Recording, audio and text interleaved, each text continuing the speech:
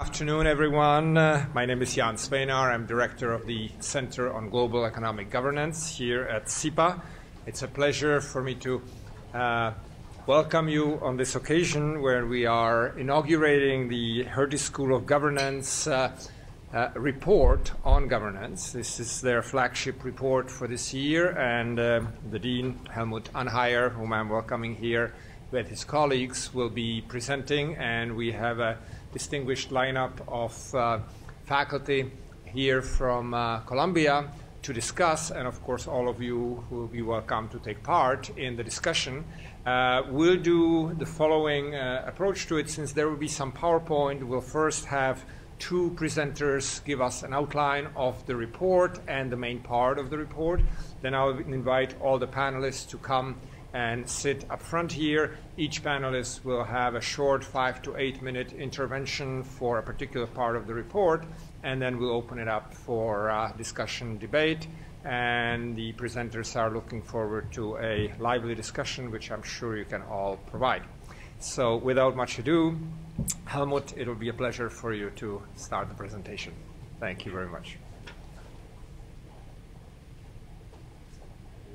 As you're preparing, I'll just say a few words about Helmut. He is the Dean and Professor of Sociology at the Hertie School. He also holds Chair of Sociology at Heidelberg and serves as Academic Director of the Center for Social Investment in Heidelberg.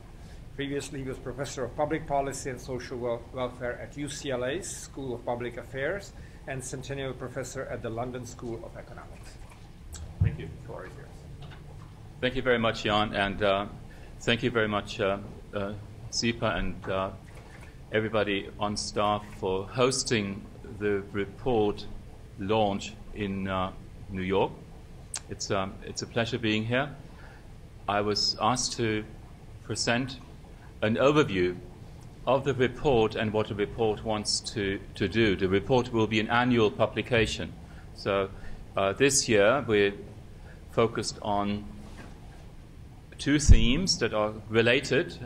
That one is the notion of sovereignty, and the other big theme in the report has to do with finance and financial policies, particularly in the aftermath of the 2008 crisis.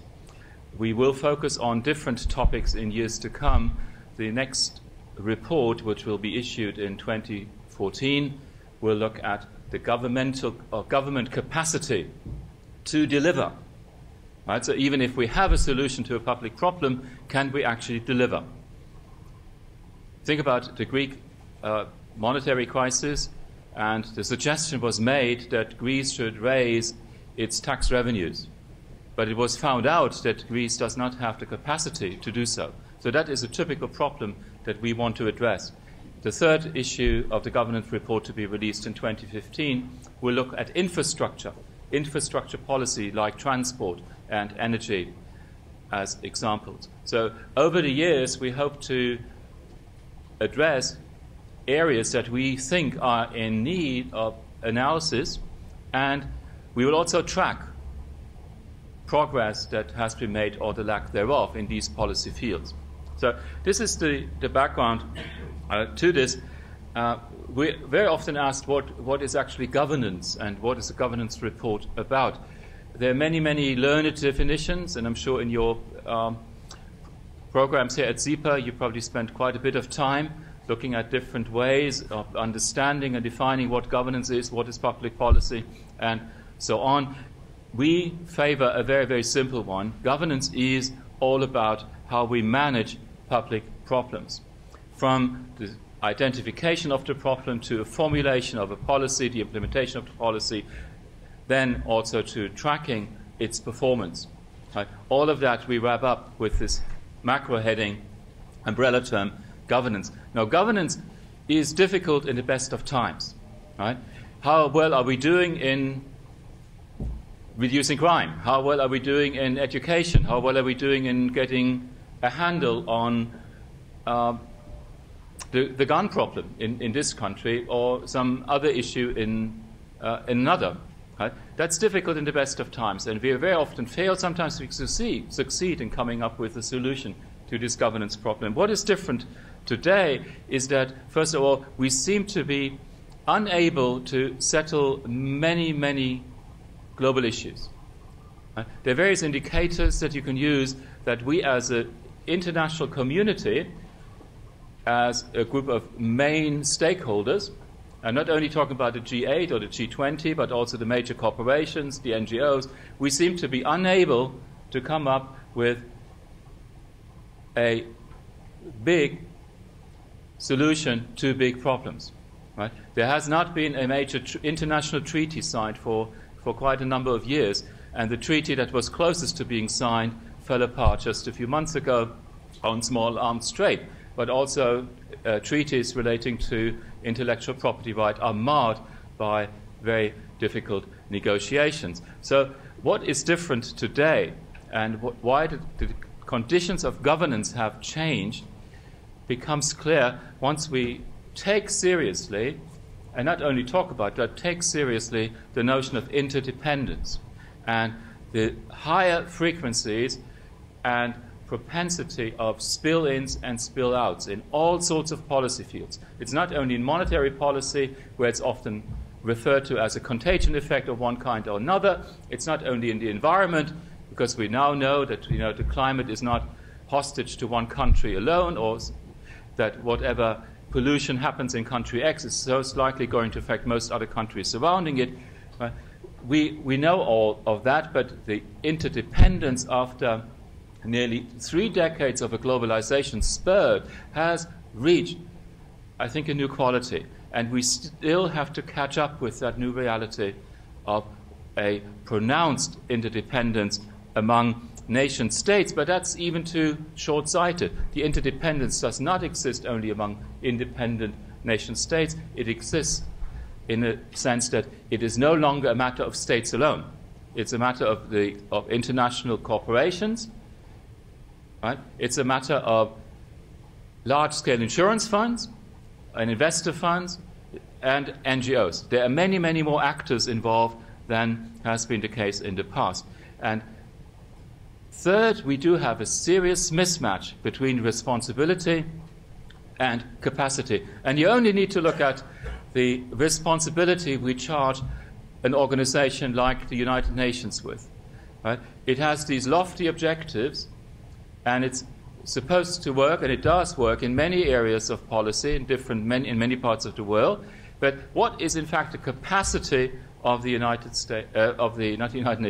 Nations to deliver? So that is different today from what were the governance conditions in the past. In the report, we lay out what some of the big issues are, and in the various chapters that you will hear more about in the next couple of minutes, we identify what we think are areas to focus on. First, the sovereignty paradox, which Inga Cowell identifies in her chapter, which questions the way in which sovereignty is exercised under these new conditions of governance. In a nutshell, if you have pronounced interdependence among nation states, the old notion of sovereignty may no longer suffice. And you need to think about a smarter way of exercising your sovereignty, not because you are weak to do so, but because such an exercise makes you, in fact, a stronger actor. So there's a very strong push in her chapter on positive sum outcomes of intergovernmental relations. In the chapter which Shanker is going to summarize, because Mark Hallerberg cannot be with us this afternoon, and he looks at financial policy and the way in which, in the aftermath of the 2008 crisis, we put in place a whole series of measures that run up against 3 major trade-offs repeatedly. And we're going to have a look at these trade-offs, but these trade-offs can either be settled technocratically or politically, but really both at the same time. So it's a very difficult policy field in which he identifies ways forward. We are, in the report, at least in the beginning chapter, very much preoccupied by identifying what the problem is in today's governance. But we don't want to end up by saying, oh, everything is bad and nothing is going to work and the world is going to be a difficult place, ever more so in the future. I think there is much also to be celebrated. There are many, many governance innovations happening in the world. It's a cacophony of innovations, but there's not a big framework that would allow us to sort it out. There is not a major ideological framework being proposed in the world that would rival, for example, what we had with social democracy in 1970s Europe or with the neoliberal agenda in this country more than a decade or two ago. There is no big ideological blueprint being put forward. And at the same time, and I point that out in my presentation in a few minutes, there are interesting developments when it comes to governance innovations. In other words, new ways of addressing public problems. We are, fourth, interested in tracking the performance of governance systems, and for that we developed a new indicator system of and for governance, and Piero Stanning, who's here, he will say a bit more about that in a moment, and it's very good that he's here with us today because he's a product of Columbia and has a Columbia PhD, so for him it's very good to be back. Yes. So we asked early on in the report, are we actually ready to handle current and future challenges and crises? Because the next crisis is certainly going to come. And have we learned from the 2008 forward crisis? Are we better prepared? Or are we as ill prepared as we were 5 years ago? Right? To get a handle on this question, Inge Kaul in her chapter identifies 6 key governance requirements. And these 6 key governance requirements, which you see listed on that slide, help organize the report in the sense that we not only identify these requirements, we then look in the innovations chapter whether we do find new developments that would help us manage these requirements in a better way. And then we try to link up the indicator systems to that. So a conceptual basis for the report, right, is found in these 6 governance requirements. So the extent to which we can avert dual market and state failures. That was the 2008 crisis. Right? Can we correct fairness deficits? Think about taxation rates. Are they in fact fair, particularly across countries? Right? Is it fair for multinational corporations like Google to virtually pay no taxes at all, or very little, and to take advantage of every little tax loophole that exists so they minimize taxation? Of course, from an economic perspective, this makes all sense, right? This is the rational actor. But is it good policy? Is it good governance? So these are the questions that would come under the rubric correcting for fairness deficit. Inge Kaul addresses these questions at the level of the nation state. But you can go beyond that, as I just did in the example of Google. Or can Amazon violate, and I'm sure that's the correct term here, violate labor laws in as many countries as they get away with? Is that good governance? Is that good policy?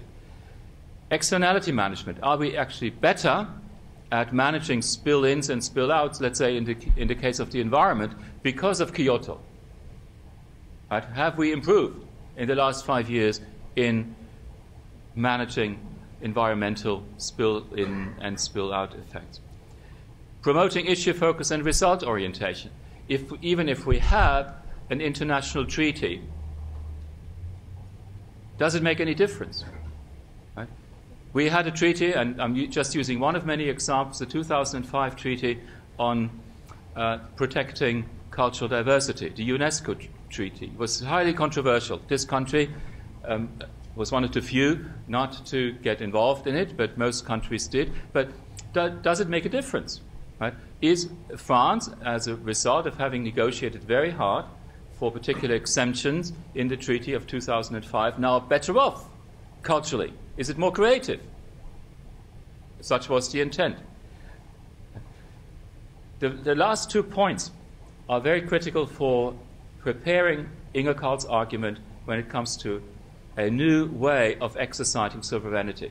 So if we live in a world of interdependence among nation states, and as we go on to say, among nation states and major economic actors and civil society institutions, to what extent does it now make sense for these actors to identify synergies, right, and push forward policies that have positive sum outcomes, to move away from the zero-sum outcome that's very often the result of a policy that tries to maximize the national interest? To what extent do policies of a country actively pursue policy interdependence and say, well, we live in a world where things are interconnected. How can we make the best of it? Right? An example of what Inge Carl would probably argue here is that the policy of the United States to assume maximum independence in terms of energy, but would run counter to an argument that would put a premium on maximizing our interdependence. So the emphasis on fracking at the moment in this country is a direct outcome of a particular exercise of sovereignty that wants to, in a way, cut off the US as much as possible from international energy markets. And you can debate whether this is good or bad. The point here is that such a policy runs counter to much else that seems to be going on in the world. I'm going to jump over this part in large measure because Shanker is going to report on this.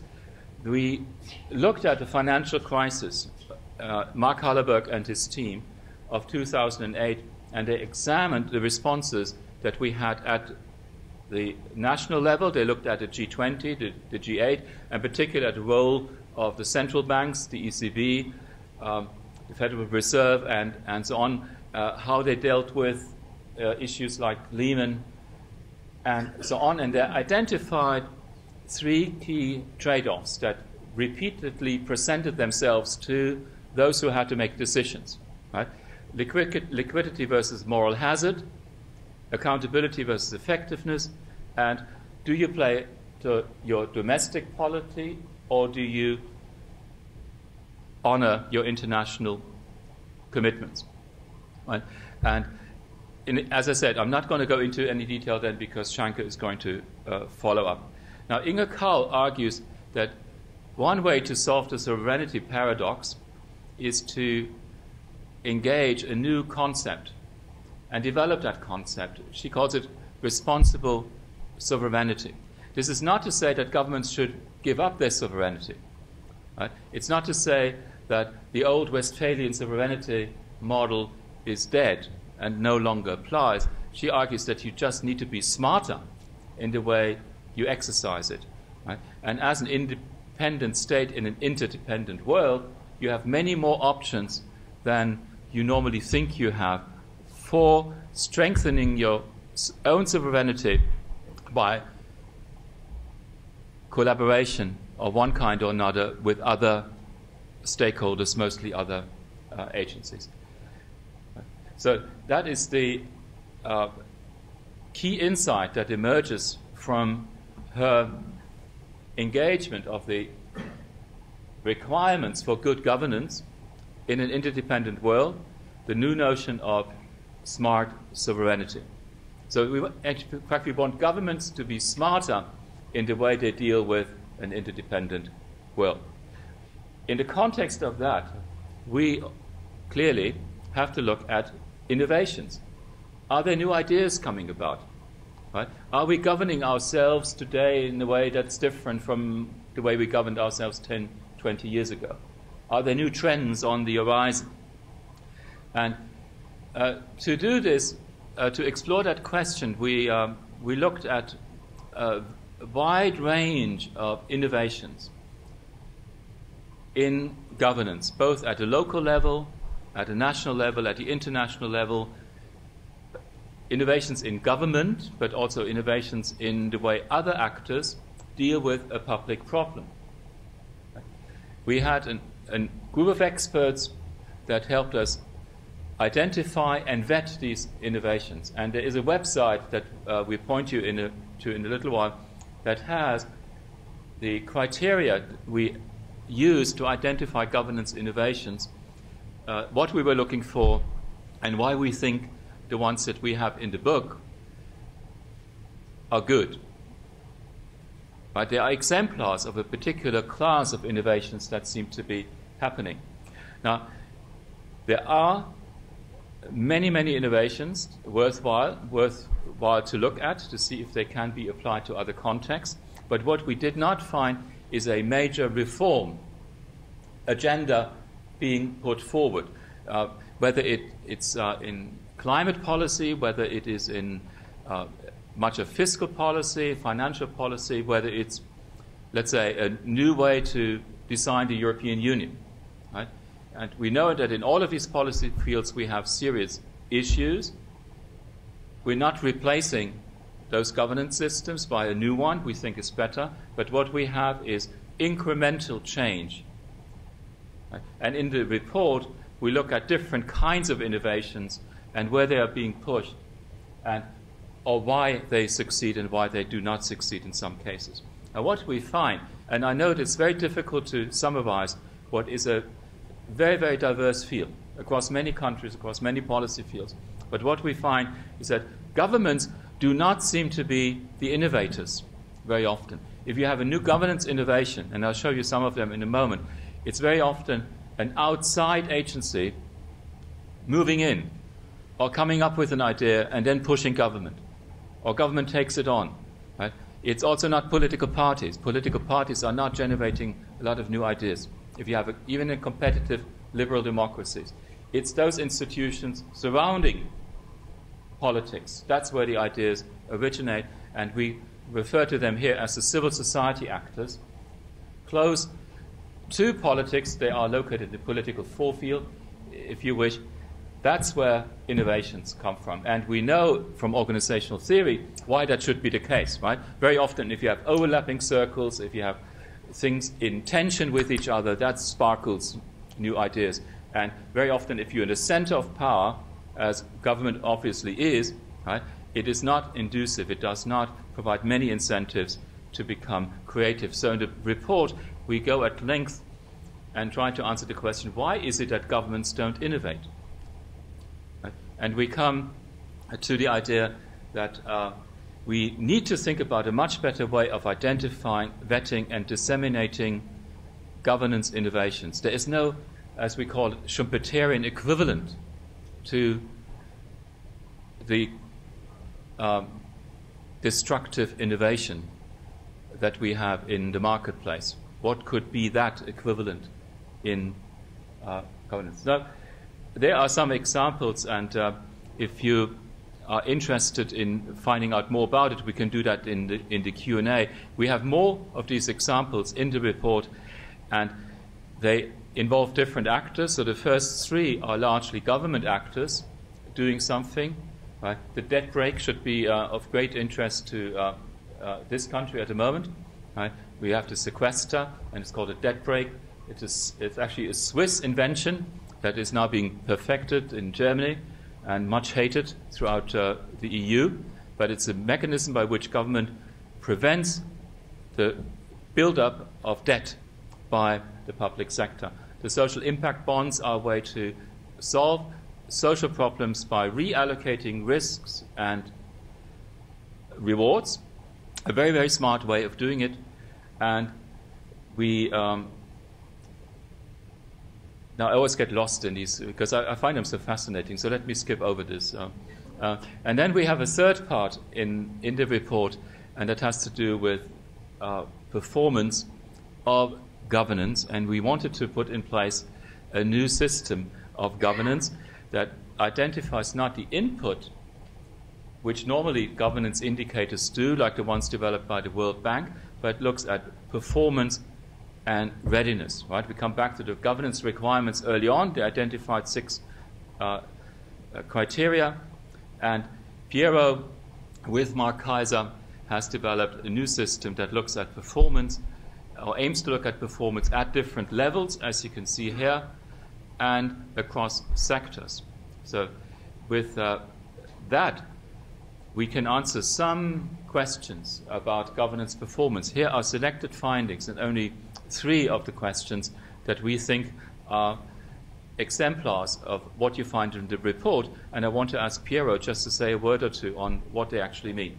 I'm going to say really just a few words because we're over time. Anyway, I found myself in a position of starting thinking empirically. How to answer empirically the type of questions that Helmut mentioned about governance. This is not necessarily a standard way of thinking about governance. It's definitely a different way of thinking about governance than, for instance, the World Bank governance indicators adopt. And these are examples of questions in practice. I recommend you visit the website, governancereport.org, and we assembled 3 dashboards of indicators that look at 3 levels in which governance takes place. A transnational level, and we're looking at empirical counterparts of this idea of responsible sovereignty. For instance, by looking at patterns in treaty ratification by countries, patterns in how they provide troops to UN peacekeeping missions. We have a national level dashboard that looks at more classical problems of governance and expertise within government, and so the varianness of the bureaucracy, but also the existence in society of resources to come up with the smart ideas about governance. So we look, for instance, at how many think tanks and how many good economics departments and how many policy schools a country has as a proxy for how many smart people with smart ideas might be out there to address policy questions.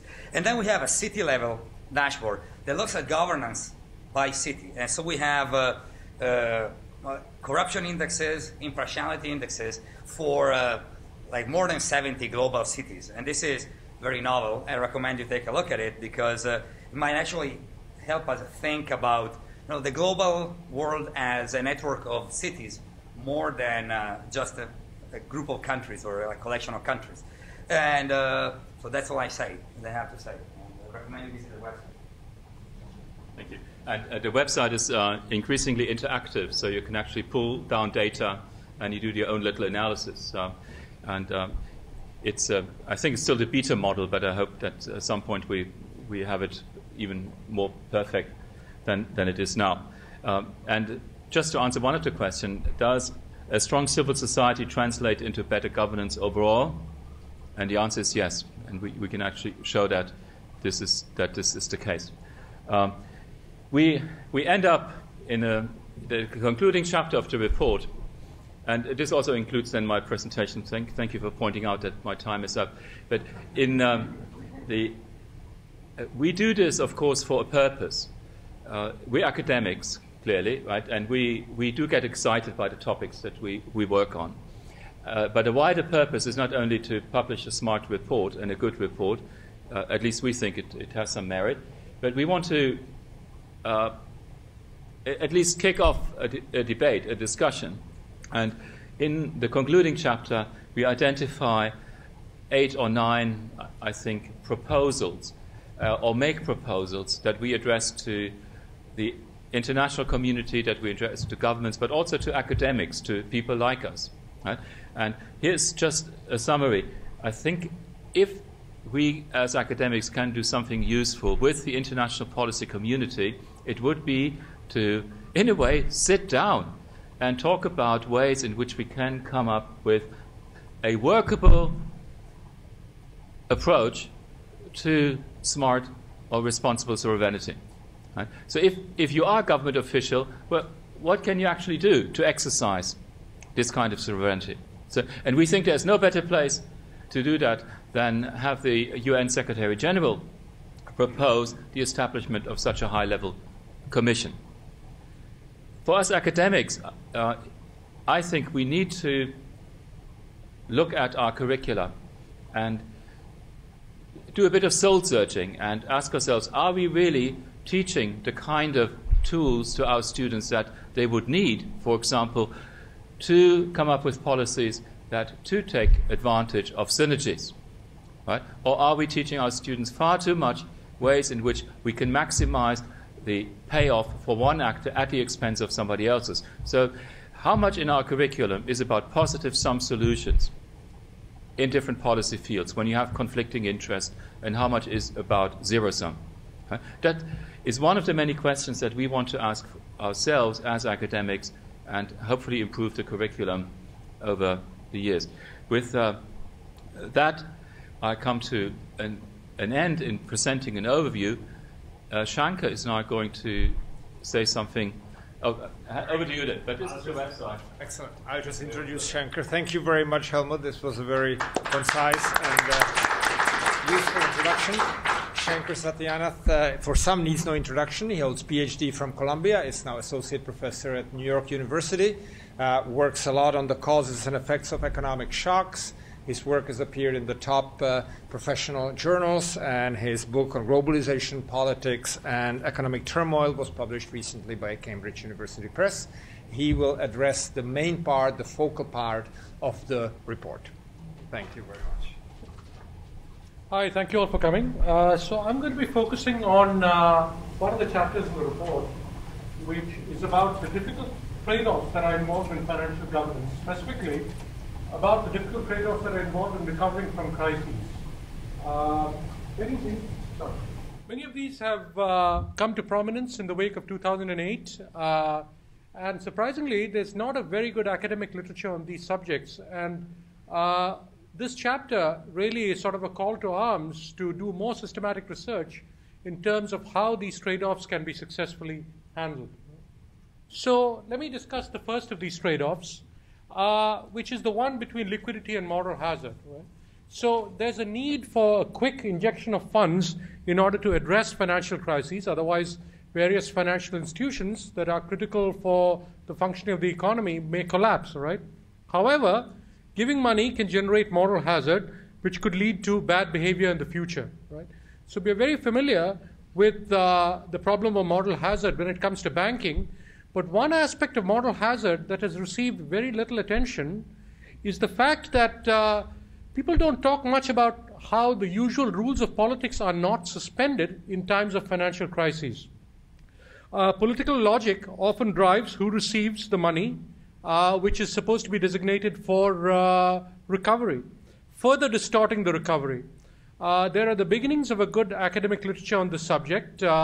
A recent paper by Mia, Sufi, and Trebi in the American Economic Review about how various congressmen and senators voted on bailout packages shows that politics drives how people support or do not support recoveries from crises. So these are just the beginnings of an academic literature that really needs to be developed for us to understand how to resolve this very important trade-off in the future.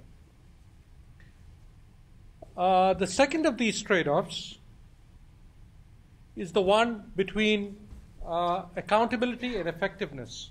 Now, in order to be effective, we need to resolve crises very quickly. But how does one combine being both timely and accountable? A common recommendation that has been made by people such as Professor Rogoff are that there should be a global regulator who should be given immense powers to alleviate crises, all right, especially with respect to banks. But to whom should such a regulator be ultimately accountable? How do we find the time for consensus building over recovery strategy? Reforms of international institutions usually come in times of crises, and accountability issues are often an afterthought. But then this can create really serious problems down the road. If you open any Italian newspaper now, you'll know exactly what I'm talking about, because now you have Mr. Grillo essentially emerging as a result of this trade-off between accountability and effectiveness not being properly addressed. As you know, Italy had a professor from Bocconi University essentially running the entire economy, and he and his group ended up with less than 10% of the vote, and now we are facing the consequences of this trade-off not being handled properly. All right? We do not have a very good economic literature or a political economy or political science literature on how to effectively address this trade-off. And especially since 2008, we now know that this is a trade-off that we need to take extremely seriously. The third trade-off that is addressed in the chapter is the one between handling domestic politics and handling international commitments. Right? Policies that are focused on a domestic audience will often clash with international commitments. but international commitments are needed in order to prevent the next crisis. Now, the real problem here is that there are strong incentives for coordination when the crisis is in full flow. But the moment the crisis has alleviated, the incentives for coordination fail and the incentives to defect become stronger. And it's important to break this crisis in order to ensure that we are not just setting up for the next crisis every time the crisis has passed from being at its most intense, right? An important example of this is what's going on in Argentina, where when the crisis at its height and when is at its height and when there's a need for liquidity, there's cooperation. But the moment the crisis alleviates in terms of its intensity, there are incentives to deviate and to cater to domestic audiences and to plan for the next election that's coming up soon in Argentina, all right? So what this chapter really does is highlights some of these things that we've sort of drawn from the headlines of newspapers, but which have really not received sufficient systematic academic analysis. And it's a call to arms for us academics to take these trade-offs very seriously so that the next time a crisis rolls around, as it inevitably will, we have some better, more systematic solutions to handle these kind of trade-offs, all right? So to conclude, there are several complex trade-offs that need to be handled for successful crisis governance. And currently, governments are still stumbling to find the right balance, and us academics, we really have not given them a lot of advice in this area, and hopefully, as a result of this crisis, we will be able to do better the next time this type of crisis comes around.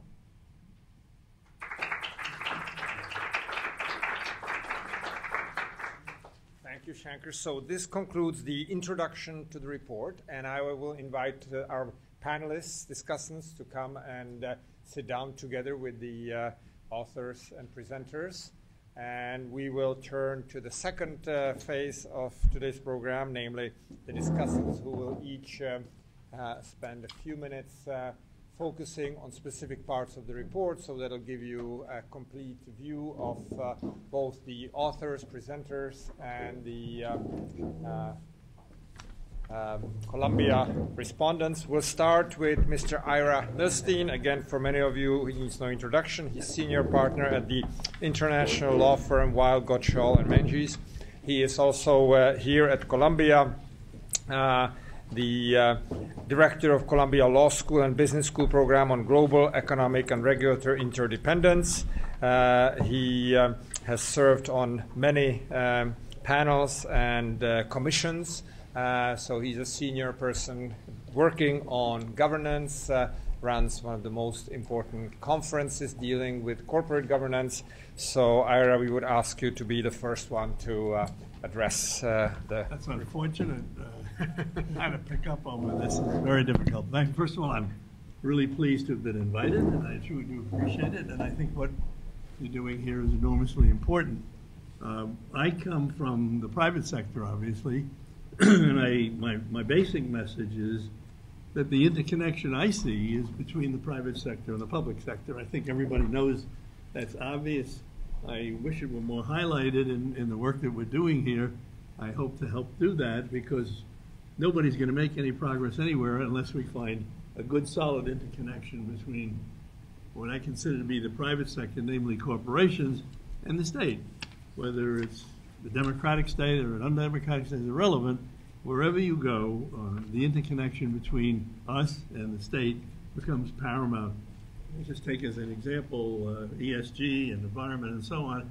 Yes, the state has to do a lot, but the interstices have to be filled by the private sector, either voluntarily or by compulsion or whatever. So that part of the world requires an identification of which is which, what part picks up by the state, what part picks up by the private sector. My business is basically corporate governance. I am not into government governance. I'm into private sector, which is the corporation, and how it is governed. And I spend a great deal of time on that. Why? Because I think it needs it. We've seen great progress made in the way boards operate and who's responsible for which. And at the moment, the activists in the area are pushing for more ESG, more activity on the public sector, picking up the pieces that the government can't do, and doing it in a responsible way. But that's a subject for another subject for another time. At the moment, what I'd like to focus on is what we have been, you've asked us to be positive, and I certainly want to be positive. Our problem today is not to waste the crisis. And I think I have one example of where we didn't waste the crisis in corporate governance, and another example, which I'm afraid is correct, that we are wasting the current crisis, and I want to tell you why. I think we don't see, I hope the academics can pick it up, but certainly the politicians and the private sector hasn't picked up this crisis and gotten on with it. If anything, it's getting worse, not better. But let me give an example of where we did pick up a crisis in the private sector, and we're very much enabled by the public sector to do it, and that's in the world of access to capital. We very quickly recognized this came about through the Asian crisis. When Asia went down and all those countries found themselves in terrible difficulty and impacted the world as a result of it. Our markets fell off. People were really desperate to get these countries back on their feet. All over Asia, it was important that somehow or other we find a way to get them back on their feet. At that point, the combination, I won't tell you how it happened, it's a long story, between the OECD and the World Bank came about, and the two of them became enablers of how we might put them back on their feet.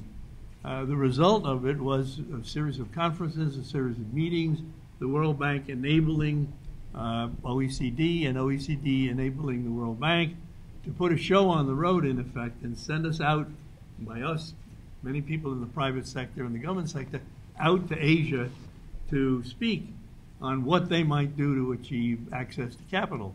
And what it was, attract capital by doing good corporate governance. People are not going to invest in risky areas. And so we took the gospel on the road, and we spent that time doing that. I can't explain any more than that in 2 minutes. But it was a good example, and you ought to take a look at it, because the private sector was put to work by the government sector in order to get it done. The crisis that I referred to, which is really in place at the moment, is our 2008 crisis, which is not responding to. I'll give you a really good example. In the area of too big to fail, which is what we're all worried about, we are still in a position to have not solved the problem to any degree whatsoever.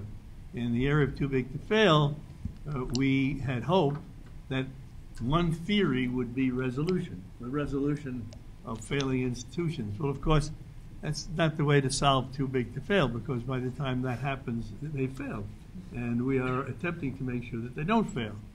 So what happens, they enacted into law a resolution authority, which was to come along, and if the company failed, and if it was a systemic risk, somebody would fix it. The government would step in and either dissolve it or put it out of its misery or do something.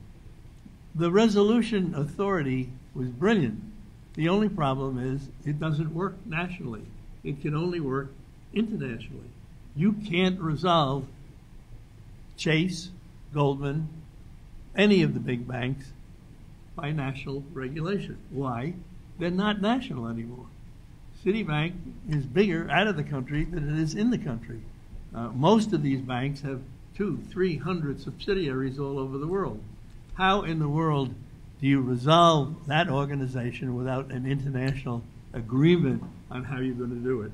We don't have that international agreement. We're still struggling nationally to figure out how to resolve it nationally without recognizing that it can't be done.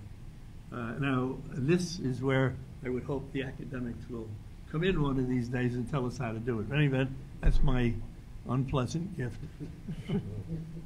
Thank you. Thank you very much.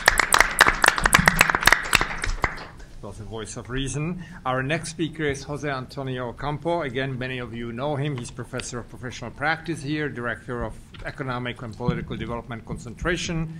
He is a member of the Committee on Global Thought here at Columbia. He's heading the Commission to review the activities of the International Monetary Fund's Independent Evaluation Office, and has held a number of important positions in the past at the United Nations, government of Colombia, including the UN Undersecretary General for Economic and Social Affairs, and Minister of Finance, Minister of Agriculture and Rural Development back in Colombia. So, Jose Antonio, the floor is yours. Okay, thank you, Jan, for the invitation, and let me celebrate the publication of this report, which I found extremely interesting. I'm going to comment essentially on Chapter 2, since we have very little minutes, which is been actually by a very close friend of mine from the UN days, actually, Inge Kau. So let me say, first of all, that I like very much this concept that is proposed in there and is used throughout the report of responsible or smart sovereignty.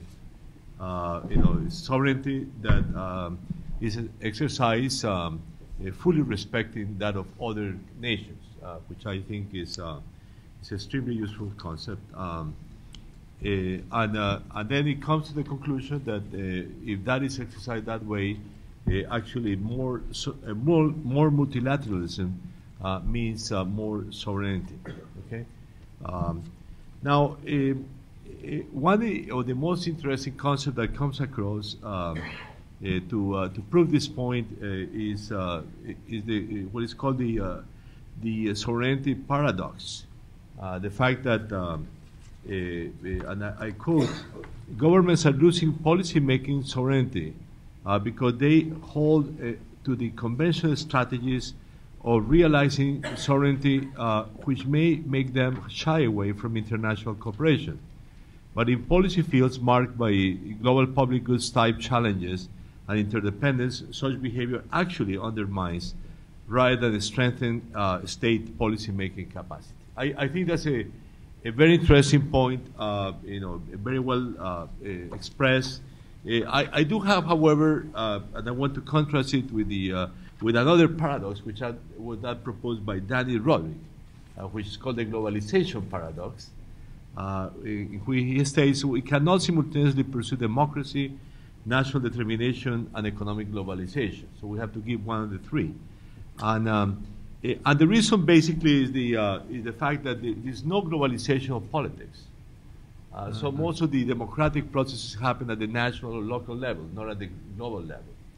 And actually, some of the most interesting advances is, in that regard, toward the regional at least, was the European Union.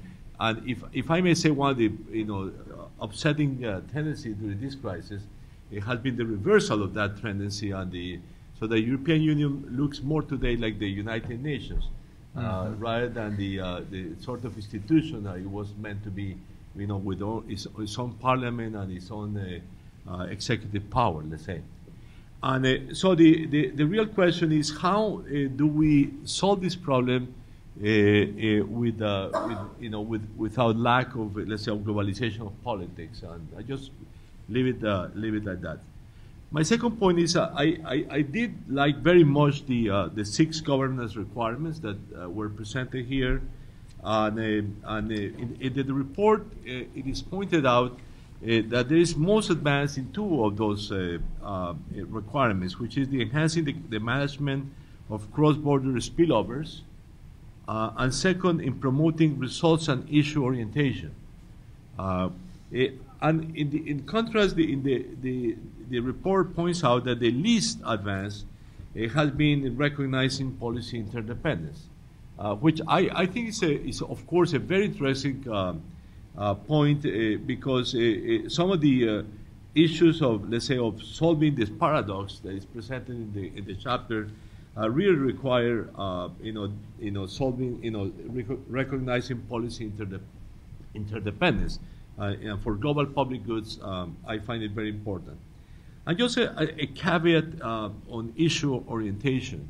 I do think that this is not necessarily a good trend in international governance.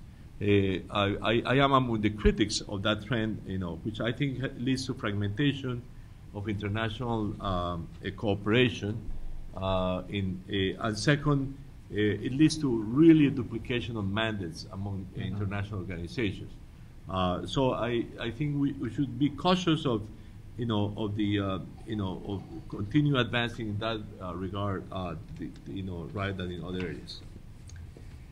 Finally, let me point out, the question of what are the forces for change in the direction that is proposed by the report.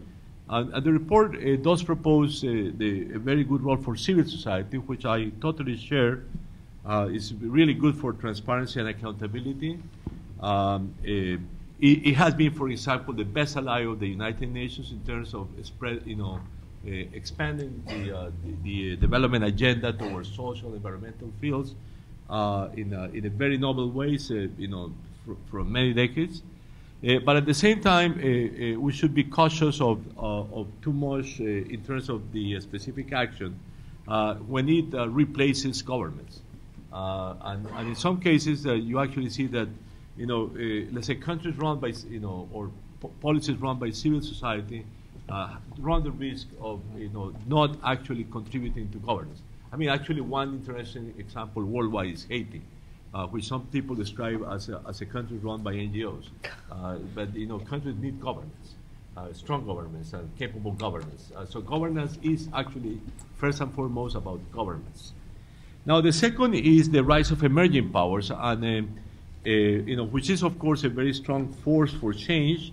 But at the same time, the report correctly points out that this may actually be leading in a direction that is not necessarily the best, because at the same time it has made the old powers, notably the U.S., less willing to shoulder the cost of global leadership, without the emerging powers willing to take the responsibility. And I think this is a really important issue that I think should be more broadly discussed. And finally, I do think that the report, I didn't see that in the summary actually, but in the overview, not in the presentation, but I find this a very important point, which is the tendency of the largest countries, including the emerging powers, toward smaller informal venues. So the main innovation during this crisis has been the G20. But the G20, in my view, runs the risk of not being a good system of governance at the global level, and certainly doesn't replace the treaty-based organizations, which is the essence of good governance at the global level. And I have called actually this tendency elite multilateralism, which I don't think is the right type of multilateralism. Thank you. Thank you very much. Very useful. So our next speaker is Katharina Pistor, who is the Michael I. Sovereign Professor of Law at Columbia Law School here. She's there also director of the Center on Global Legal Transformation. She is a founding member of the Committee on Global Thought and has also worked at the Max Planck Institute for Foreign and International Private Law in Hamburg. Done a lot of work on transition and more generally emerging market economies, looking at the impact of globalization on the transformation of law and legal institutions, and she's currently working on reconceptualizing the relation between finance and law, and she will focus on the financial and fiscal governance part of the report, as I understand. Thank you very much, Jan. It's a pleasure to be here, and I wanted to tell the authors and sponsors of this report that it was a pleasure reading it. It is really quite innovative, it's beautifully written, and raises many of the most important challenges of our time. Among them, and I just want to put this up front before I go into finance, the fact that we are basically all finding ourselves in the world that we can no longer explain with old categories. So all of us academics and practitioners are grappling for new categories, new strategies, new ways of explaining and also managing this world. And this uncertainty is characteristic of how we muddle through right now, but I think it's also reflective of how our electorates respond to that. I think it's probably quite difficult to get the electorate along for new, more visionary type of policies in this kind of environment. And I think the nationalistic backlash that we've seen on many fronts is kind of concerning and may have to be revisited a little bit as we think about more innovative governance strategies for the future. Now, my task is to say a little bit about finance here, and I want to also play a little bit on the theme that comes throughout the report, which is interdependence. And it's really a fundamental theme, and I think it's quite the central one that we face in our global governance issues today. I wish the authors in the finance chapter in particular would have pushed the interdependency issues further. I find, for example, the finance or financial regulation and fiscal parts too disjunct They are clearly interdependent, and I think it's said so in the introduction to this chapter, but it's not fully played out. They read as quite two different parts.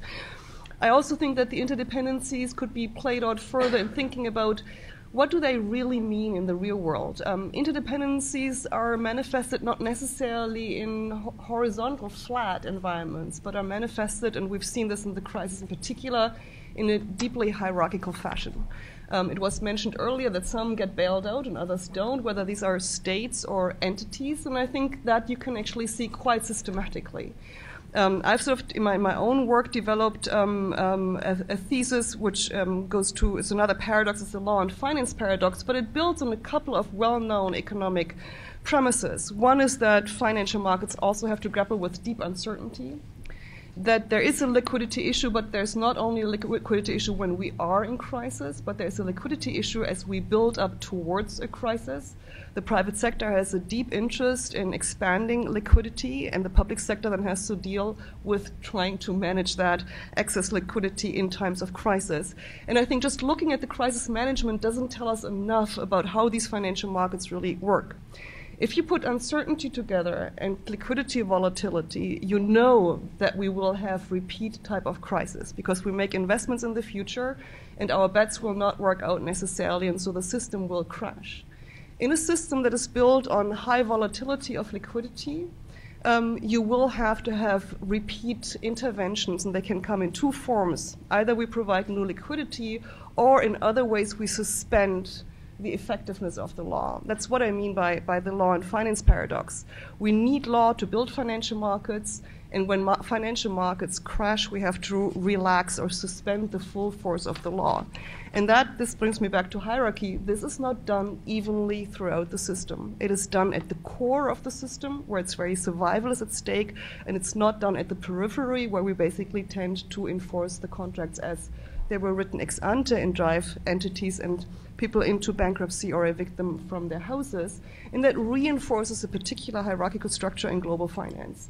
I think that has to be built into a dynamic model of thinking about interdependencies, how a particular system, you mentioned in the report a lot sort of the collapse of the Bretton Woods system, we don't have central management.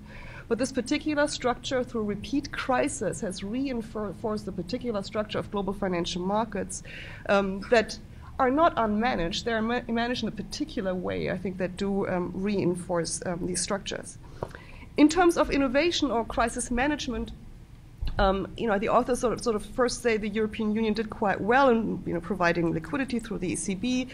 I think actually it did remarkably badly, and there's always the question is compared to what?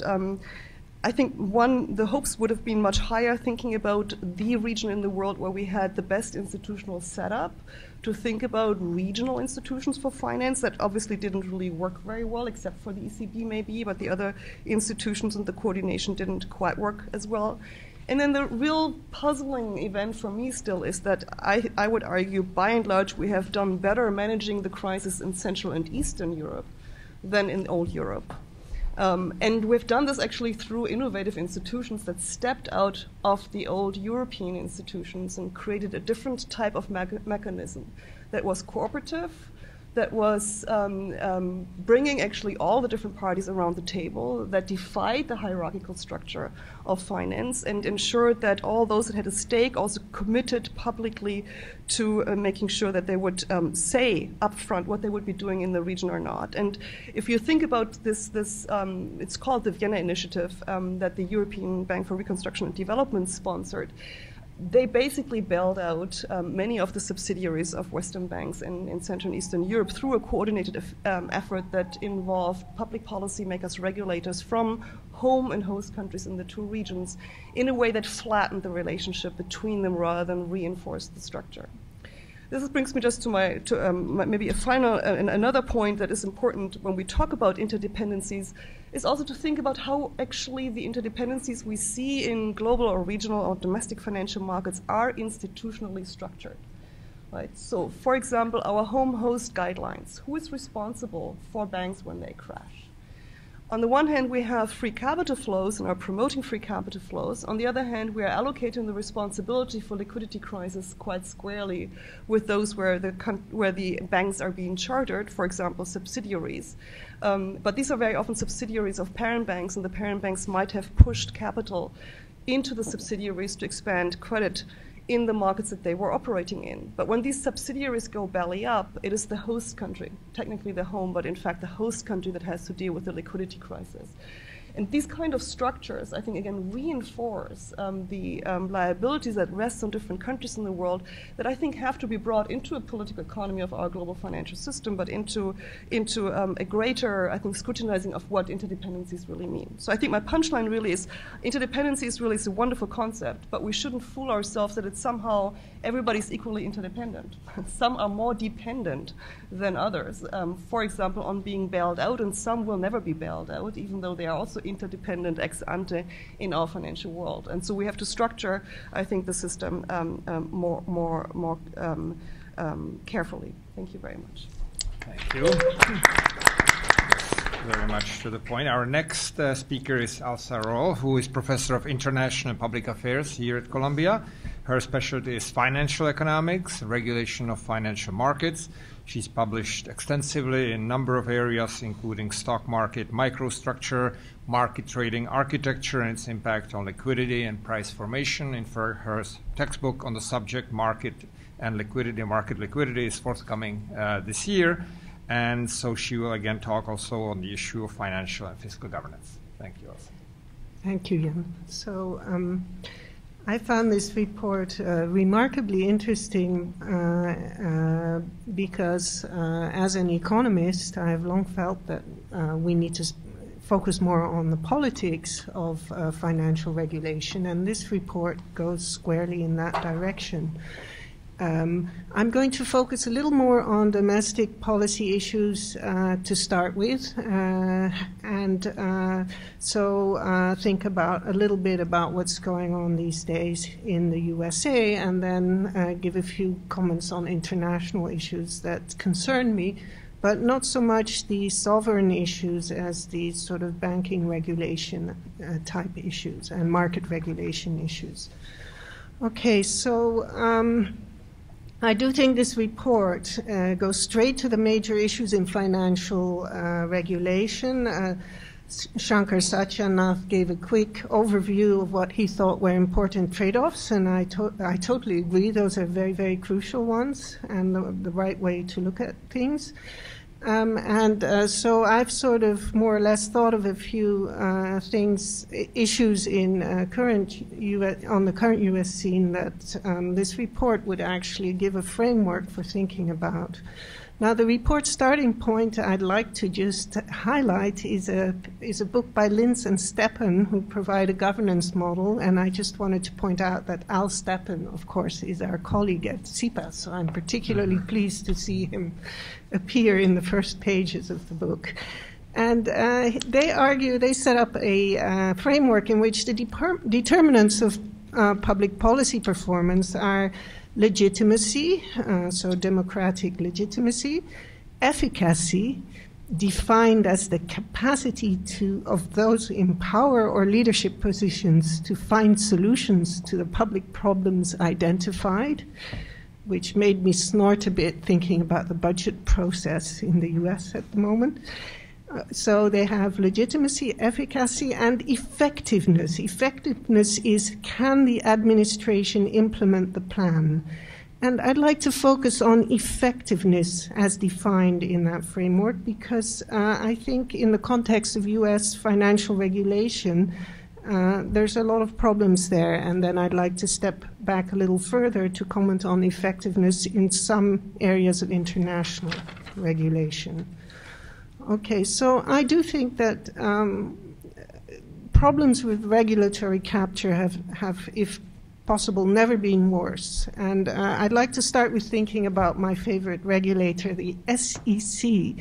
So why is this regulator so weak? I think one reason is simply the politics of it. Its budget is subject to congressional appropriation.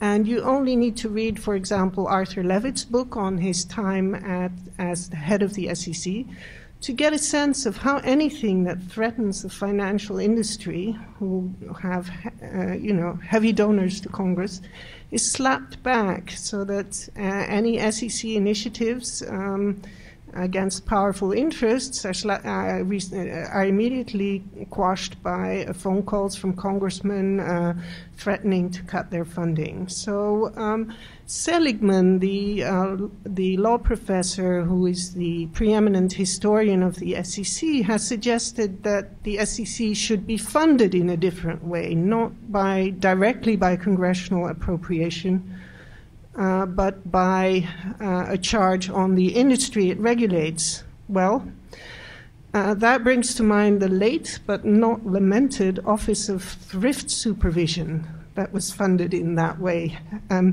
It was basically a toothless agency because it wanted to expand, and to do that it needed to attract clients with its light touch.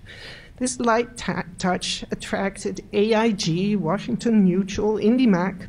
They were all supervised by the Office of Thrift Supervision, and they managed that by shopping around a bit and acquiring a mortgage originator or a thrift so as to qualify as a thrift institution. So I think agencies that are funded by a charge on their clients, on the institutions that they regulate, have a problem because they then want to attract these so-called clients. Now, currently, the Consumer Financial Protection Bureau is under fire. It was envisaged as funded by transfers from the Fed. Obviously, that would be quite an effective regulator because not many of the regulated have a handle on money doled out by made and doled out by the Fed. But of course, the financial industry is not in favor of that. So there's strong congressional opposition to the CFPB being funded through the Fed. They want it, of course, to be subject to congressional appropriation so it can be better kept in check. And so there is strong pressure to get that done. And we'll have to see if Elizabeth Warren can hold off that threat. So this is really what I want to bring back to the concepts in the report. This is an example of the trade-off between accountability and effectiveness stressed in the chapter on financial regulation, where you might want to have a regulator that is less accountable, i.e. controlled basically by the Fed and not by Congress. But as a result, it might be more effective. Well, we'll see how that plays out. It's an ongoing story. Moving on but more to the international front, the report mentioned, and I thought this was an interesting thing to think about, the ideological divides that separate different countries.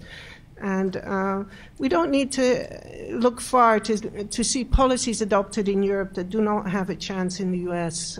So just in the last 2 weeks, caps on bonuses in executive pay have been adopted in the European Union. Switzerland has decided to entirely ban golden parachutes. And while regarding more my area, trading and speculation, a Tobin tax is under serious consideration in the EU. All three of these policies are likely to be pretty ineffective for various reasons, in my view, and also not likely to be adopted in countries like the US and the UK. All are easily circumvented, and here the international context plays a role where if you want to do those things, well, trading can move abroad, corporate headquarters, corporate states of incorporation can simply change locale. This means, for example, that the response of trading volume to Tobin taxes is known to be extremely elastic. And we only have to look back to the heyday of London's International Stock Exchange in the early 1990s to see a situation where Tobin taxes drove all the trading in Europe large-scale trading in Europe to London, where basically Italian pension funds were trading Italian stocks with each other in London, for example. So lastly, I'd like to say something about the Basel III regulations, which are implicitly mentioned in the report, but they are not sort of the primary focus, which is much more on sovereign crises. The issues of concern with Basel III are, first of all, the impact on bank lending, especially in emerging markets, and I think not everybody agrees that it's a good idea to tighten these standards so much, and indeed the implementation has been delayed and weakened recently.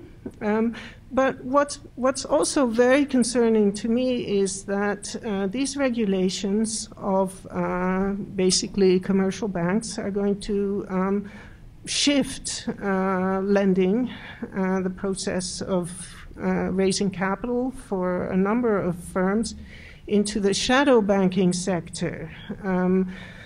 So what we are going to see is shadow banking expand in its place. That is, instead of having banks give loans, we're going to see hedge funds investing in, say, emerging market loans. We're seeing that already, a lot of that.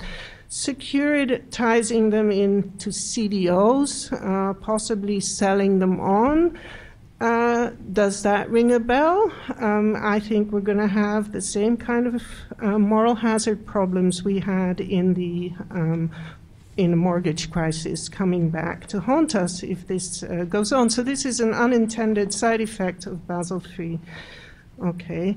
Now here there are differences between, say, the US and the EU on the appropriate regulation of shadow banking.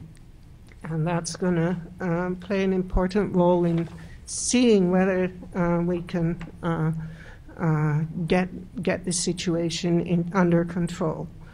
So I've gone slightly off the main line of the report because the ideas in it made me feel like trying them out, as it were, test driving them on a number of other issues, and that includes actually domestic issues. And I sort of found actually the framework presented in the report very valuable and helpful for thinking about those issues as well. So I'll stop there. Thank you very much.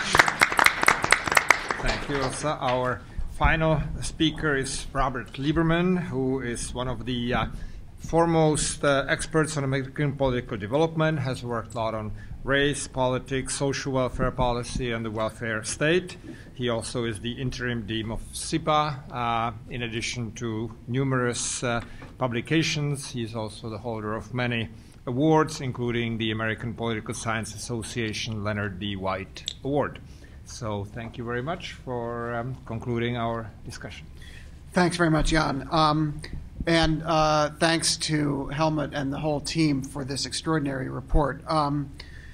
Among other things, I'll just put my dean hat on for a moment and just say that one of the remarkable things about this report, and very important things, I think, is that there's a lot in this project that lays out an extraordinarily ambitious intellectual agenda for schools of global public policy, like Hertie and SIPA and many of our partners in the field of global public policy.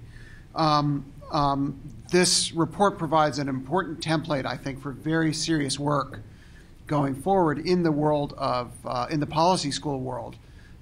It gives us a lot of food for thought, a lot of work for us to do as teachers and as scholars of public policy in a global context, and I think sets out a real generational agenda for our students. So I think Helmut and the entire team are to be commended for starting this conversation, which I hope will continue for many years to come as future versions of the report come out in future years. I should also just take this opportunity to plug the Columbia origins of the report, since several, as it's been mentioned, several of the team members are Columbia PhDs. There's a lot of Columbia work in this report, so we'll take full credit for all the good stuff. Of course. I want to focus my remarks on government innovation, taking off from Chapter 4 of the report, which is about government innovation. I'm not going to talk about the specific innovations, some of which Helmut mentioned in his opening comments. I commend them all to you. I commend the report to you overall. And one of the great things about this chapter and this account of a number of successful innovations is that after the sort of collective despair that comes out of the discussion of the financial crisis, there's some actual hopeful signs for the future of governance embedded in this chapter. But what I want to think about a little bit more broadly is the challenge posed by these examples, even of successful government innovation, from thinking about innovation as a form of institutional change. And this strikes me as one of the really knotty problems in thinking about governance in the global context, and one of the key intellectual puzzles driven by and inspired by the report. And that is this: how do stable institutions, more or less stable practices or sets of practices or equilibria, produce enduring and significant policy change or governance change? This is actually, I think, one of the core questions that the policy sciences has grappled with in the last generation or so, and it's one to which we don't yet really have a clear set of answers.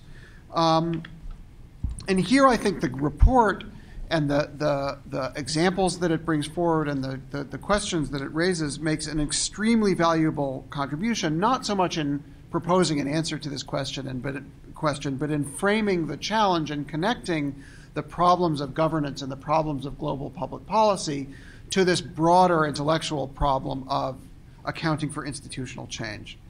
And especially, I want to highlight what we might call the problem of endogenous institutional change. That is, institutions or institutional practices that essentially change themselves from the inside, not change driven by exogenous shock, things that happen on the outside of a system that change the parameters of a system, but things that are internally generated. And in a sense, the challenge of globalization means that there is no such thing as exogenous shock anymore. Everything, short of alien invasion, everything that happens on Earth is endogenous, is part of the system that we're trying to change essentially from the inside. That just sharpens the problem of endogenous institutional change. In a couple of minutes here, I'm not obviously going to solve this problem intellectually, but I want to just point out several things to consider as we continue to talk about the report and pursue further discussion on many of these global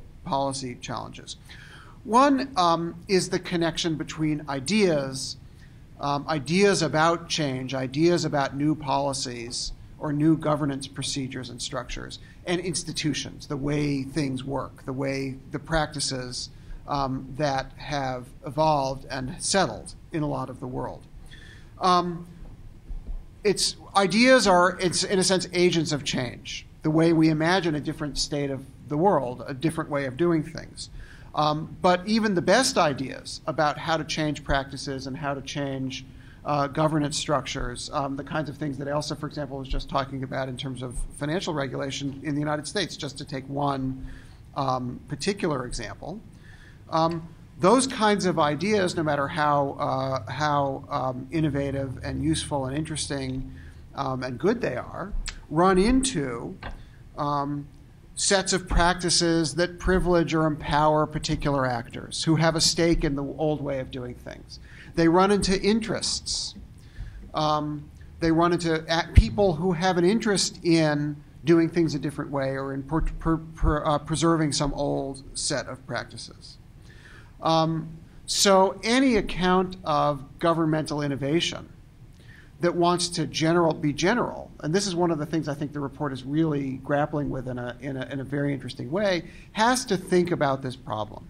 How do you take entrenched ways of doing things, entrenched interests, stable or fixed institutions, and induce them to change in a way that that satisfies enough actors in the system to make them viable. And that's why I think the focus in the report on positive sum changes where lots of different actors can benefit, is so important.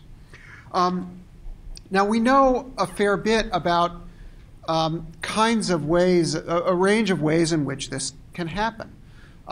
Sometimes there's real, what we would call sort of policy change, revision, classic policy change. A set of decision-making institutions, the U.S. Congress, the United Nations General Assembly, or the Security Council, or some institution that's vested with the authority to make decisions actually changes something, changes a law, changes a rule, and then we have a new set of policies or set of structures in place. That's actually, at least in the United States, where that I think about most of my life, pretty rare. It's really hard. One of the things we're learning, just look at policy discussions in the United States. Now, it's really hard to change policy in the United States. But other kinds of things happen. Things that we might label, or that other scholars have labeled, layering. We don't get rid of old rules. We just create a new set of rules or practices that get kind of layered on top of old rules, with often unintended consequences. Several of my colleagues have talked about practices or situations like this. We do something that creates a change that exists alongside some old set of practices with unintended consequences. What you might call conversion. You have a set of rules that was adopted for one purpose, and it gets repurposed for a new set of function, to do something new, to do something different in a new context. Or occasionally you have what we might call drift, institutional stasis in a changing context. Right? So old rules are called upon to accomplish new sets of things as the context changes. There are lots of ways we can conceptualize institutional or policy or governance change. So I think it's valuable to think about these different ways we can imagine institutional innovation or governance innovation. And the report actually does this, begins to do this in, I think, a very productive way. In ways focusing not so much on what it calls first-order governance reforms, the sort of revision or policy change kinds of reforms where everything changes, but other kinds of second-order reforms that it calls recombination or refunctionality, moving pieces around, moving existing pieces around in new ways rather than sort of wiping the whole thing out and starting again. So I think the focus on, I'm trying to just draw out some questions about the way in which policies and practices and governance practices change. I just want to make two more very quick points, sort of along the same lines. One is about going back again to this connection between ideas and institutions. Here in policy schools and in the intellectual industry of public policy, if you will, there are hundreds, thousands of people who are coming up with innovative kind of reform ideas about governance and about policies all the time. We see some of them described in the report and some instances of success described in the report.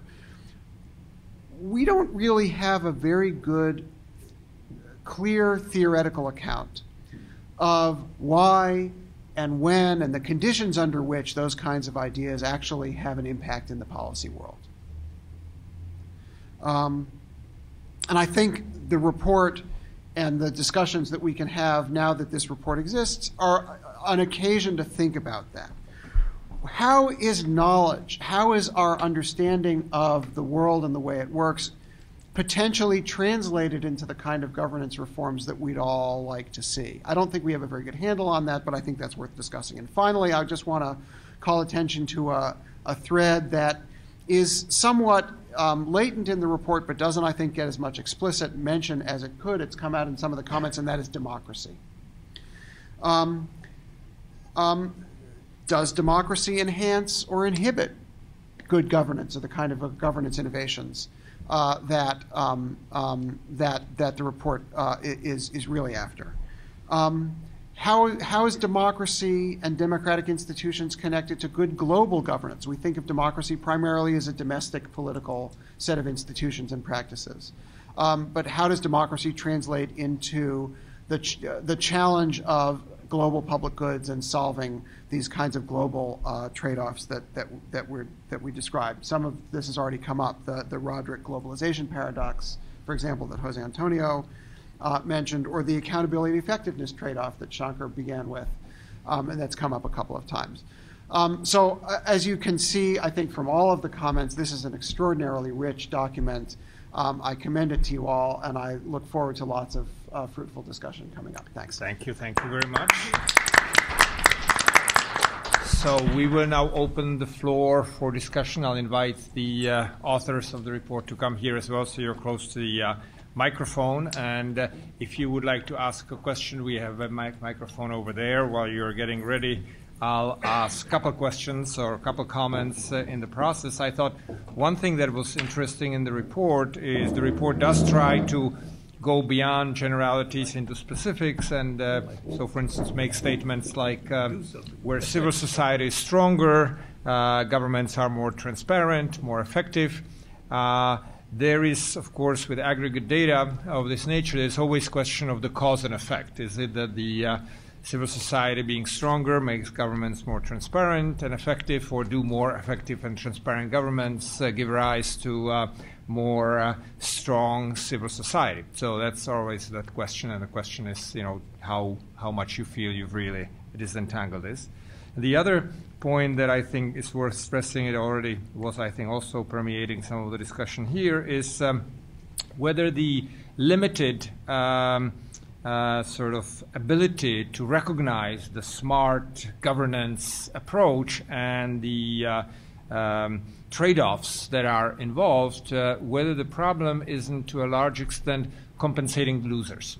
That many of the parties would recognize the ability of it, and I think many people would even say that globalization has added value, that the universe is richer in some sense, our universe, as a result, but that it's not shared sufficiently equally, and therefore there are a lot of actors who are against it and against institutions associated with it, because they are the ones who will lose in the process, but could be fully compensated and everybody would still be better off, right? And is that a big issue?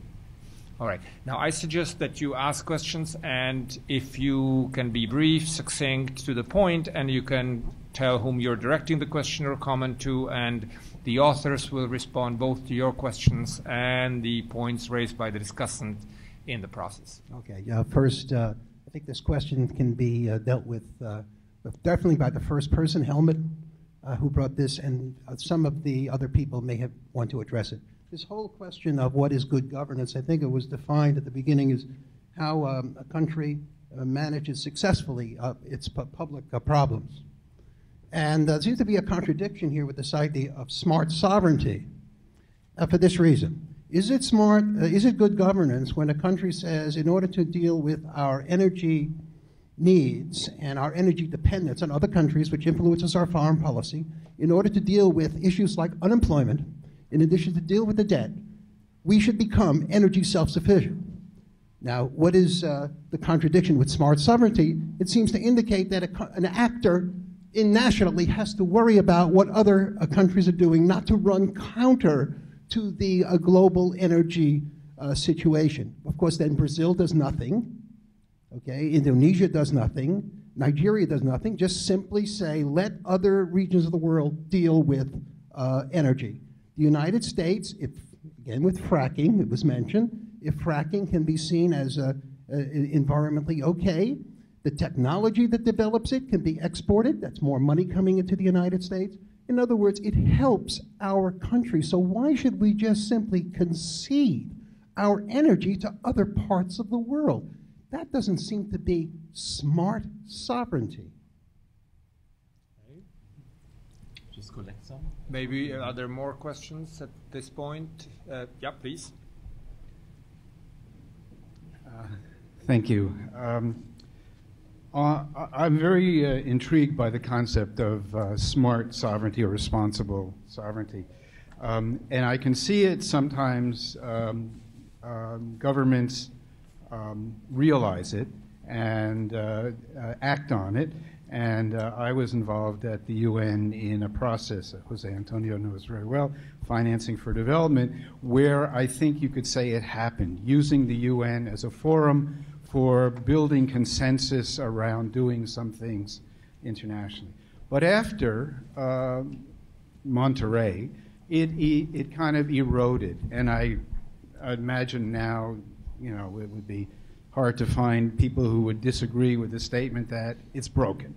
Okay, so is this concept of smart sovereignty something that's reversible?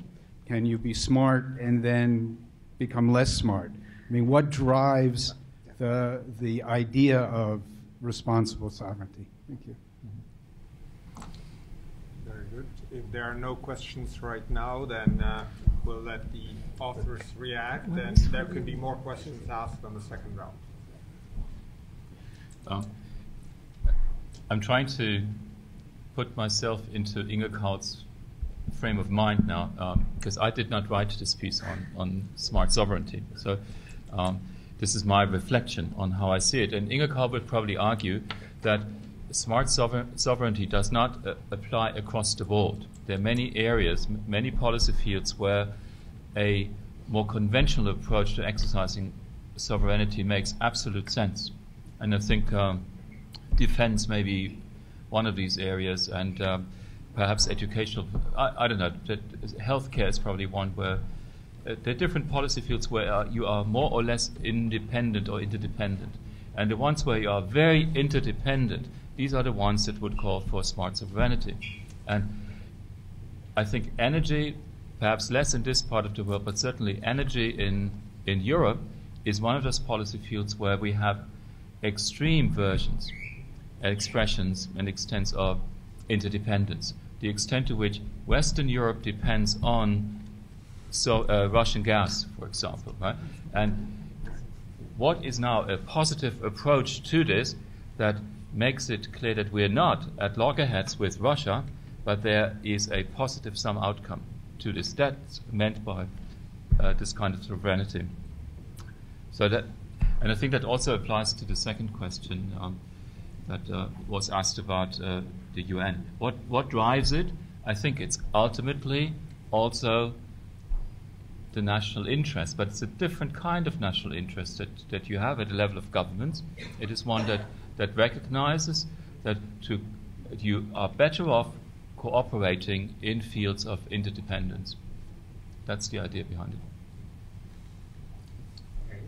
Would anybody on the panel like to react? Yeah, Ira. Well, being a lawyer, I can't sit still. This is a professional problem.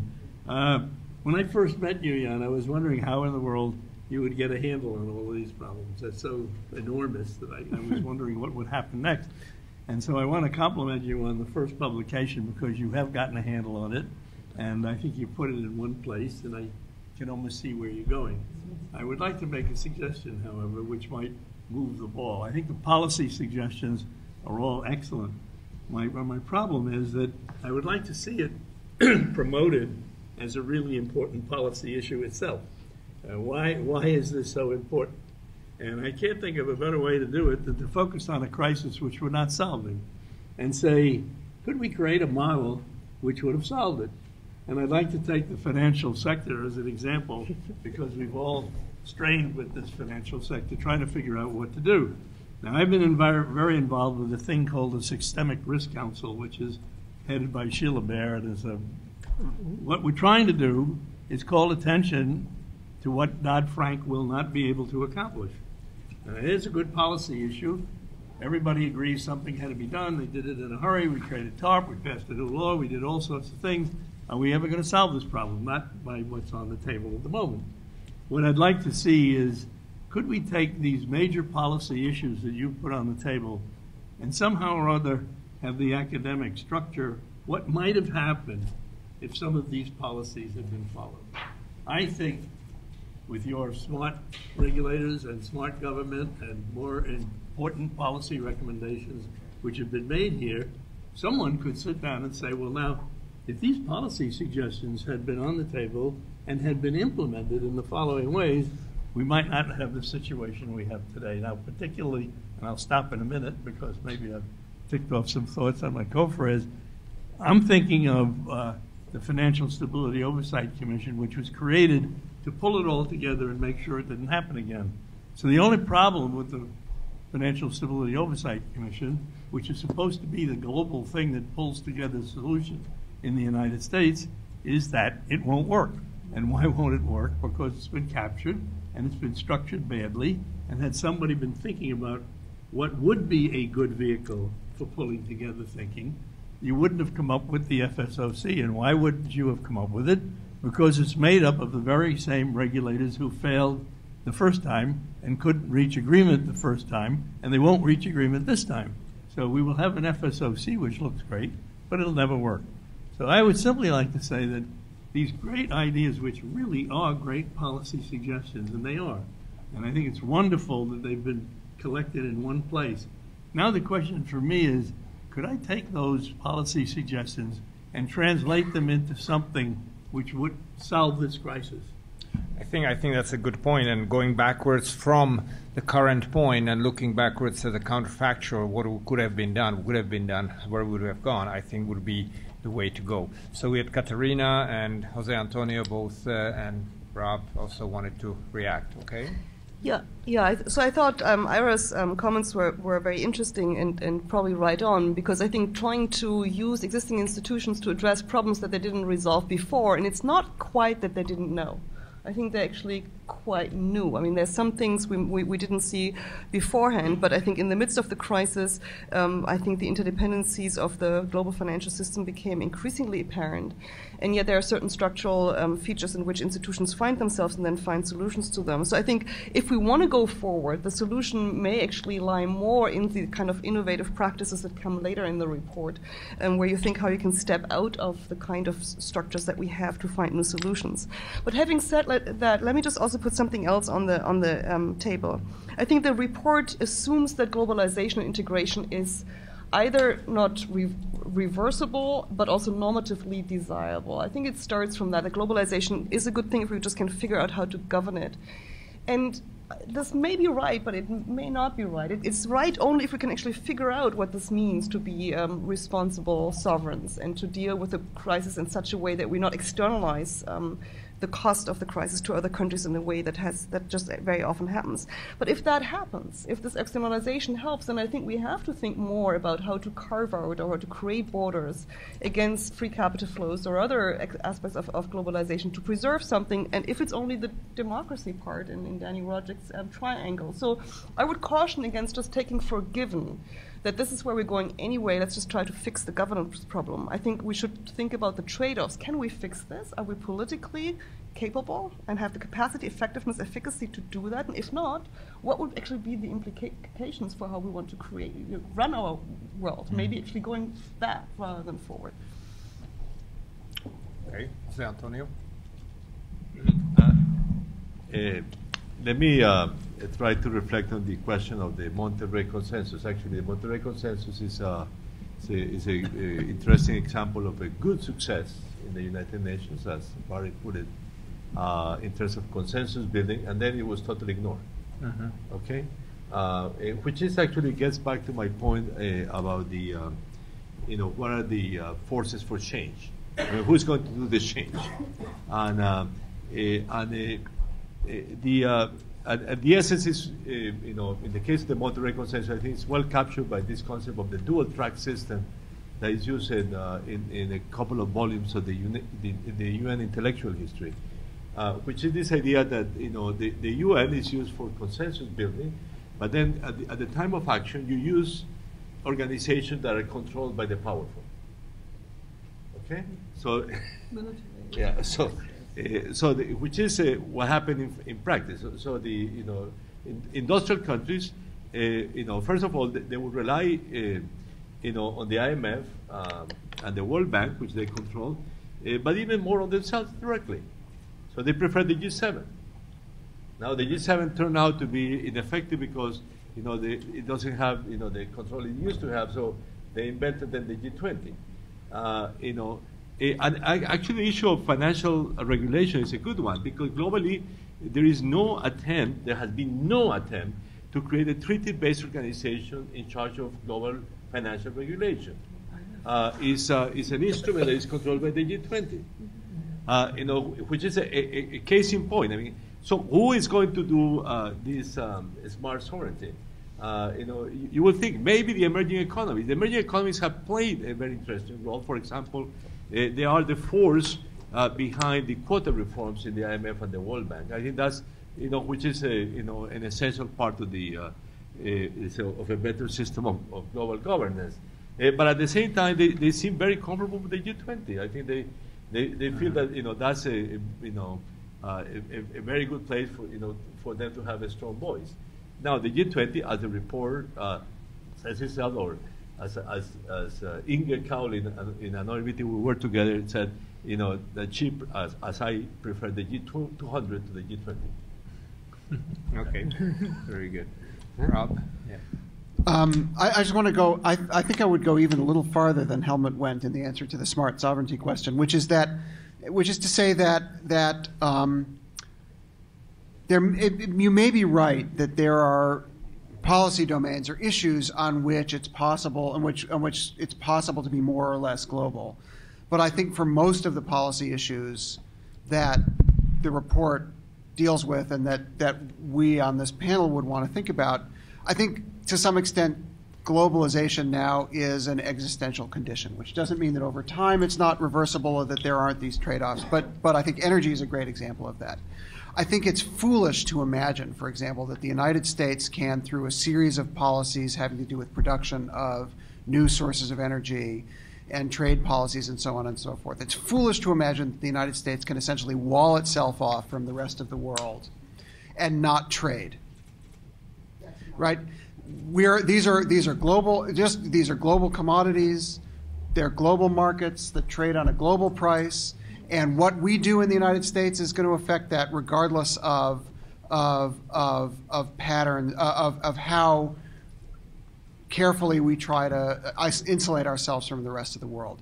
So I think that the idea that there are policy areas in which even large, superpowers like the United States can sort of isolate themselves from the rest of the world is not a recipe for clear thinking about policy choices, and probably distorts the menu of choices that we confront when we in the United States or in any other large country or in the European Union make policy. So I think the impulse of the report to think about national decision-making challenges in the context of those kinds of in that kind of environment is exactly the right direction. That I think is the most important, perhaps the most important thing to come out of this. Can I just please respond? Sir, that was not really a very accurate interpretation.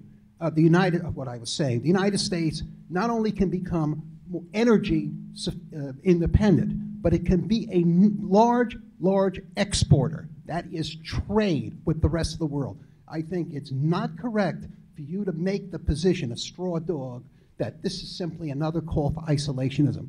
Energy self-sufficiency. We can trade our oil like Canada does, like all other countries that are producing oil for export. This is not a call for isolationism. It's a call for good governance, to give Americans jobs, to have capital flows from this country, deficit reduction. So don't talk to me about isolationism. That's not what I said. You were going to react? I was going to react to some of the others. Okay, some really provocative comments from our panelists, for us academics especially. Let me start with Professor Millstein's comment about corporate governance. For some reason, the way our disciplines are divided, business school and law school people look at corporate governance, but economists and political scientists don't look at corporate governance, right? Whereas corporate governance is clearly a huge part of what drives these crises. For example, you talked about the East Asian crisis. The story about corporate governance then was that the really bad thing was that those East Asian companies were crony capitalists who were running a corrupt bank-based economic system which was driving this crisis, right? Now, 13 years later, the story on governance is, oh, it's the stock market-based crony capitalists that are causing this particular crisis, right? So, I mean, there's really an opportunity here to reconcile these 2 points of view into something bigger about corporate governance, all right? To move to what Professor Pistor said about interdependence is not about a flat world where all countries are equal. You know, it's really embarrassing and awkward for academics to acknowledge that this is the case. And this is why I think we tend to treat countries as the same. When we talk about the European crisis right now, we don't talk about the fact that Germany can get Zapatero, Merkel can get Zapatero to insert a provision in the constitution limiting the structural deficit, all right? Now, this is clearly a big way about how, a big means by which the world is governed. When Iceland has a crisis, Iceland and Great Britain are not equal partners in resolving the crisis, you know? It's Great Britain that has to take the hit because its pension funds and its police people are being affected, and it has domestic political consequences. I really strongly support the introduction of a hierarchy into the analysis of interdependence. Now, I think that's what's going to happen in future editions of the governance report when we take into account state capacity in future editions, because what's happening is that these states have incredibly different capacities to resolve crises, and that creates a hierarchy in how these operate.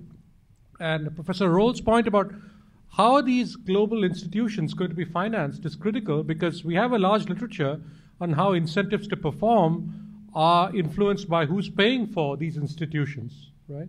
And I don't think that these kind of institutions these kind of issues of how these institutions should be structured to be self-sufficient financially and not follow some perverse incentives and to expand their bureaucracy or to engage in mission creep. Unless these kind of things are addressed, we're not going to get institutions that resolve the problems that they're intended to address in the first place. And I think that all the panelists have really raised extremely provocative things across disciplinary boundaries that will be extremely helpful to us academics in terms of breaking down these boundaries between disciplines and really addressing the problems that we face now. So I thank all of you for your very useful comments. All right. I think we have another question from the audience.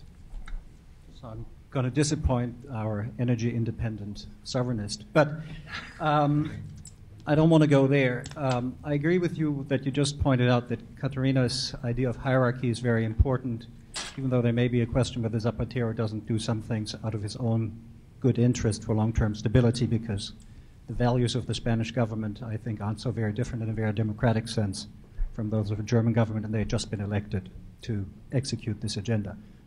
My point is this: aren't we all, who've been working on global governance for a long time, deluding ourselves in terms of not clearly talking about the elephant in the room?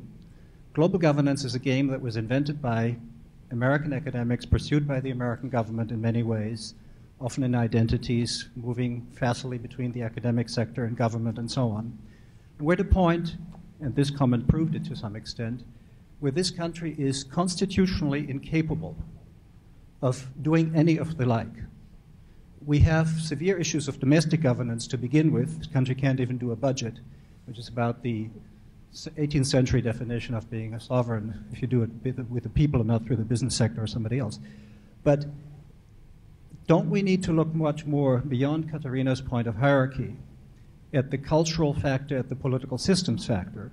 And Professor Millstein's point, for example, talking about the private sector, again introduces, to my mind, another elephant in the room, because there's no identity between the citizen's interest and the private sector, yet that is very often the identity suggested in the United States. I don't want to overpaint the prospect for global governance ex-US, but I think that is much more what we need to think about. The US has clearly led the world agenda for 50 years. Living in Washington for 3 decades now as a European, I doubt that there's the capacity in that town to keep doing that, because it is essentially at civil war with itself back to 1865, and that will take some time to resolve. The world cannot wait. We cannot overrate what the Chinese are doing, but at least they're putting these issues, including domestic income inequality, on the table. Yes, they have corruption scandals, but they even have them in public. Washington may sometimes see a little bit of a Treasury Secretary applying for the job, and then it hits the wrong guy, but he was again Rubenized and Citibanked with the stench that this Washington revolving door often creates. So I'd really like to know what all of you think about global governance ex-US, which basically means that, depending on whether you've worked on this issue for 5, 10, or 20 years, you've basically got to throw away the original toolkit and figure out a new global coalition to get this done. Thank you very much. Thank you. I think we probably should let Helmut now take the final word here and summarize his impression and reaction to what has been said. Yeah. Well, thank you very much, Jan, and thanks to you for your comments and questions, and of course the panel, first and foremost. I won't be able to do justice to what has been commented on.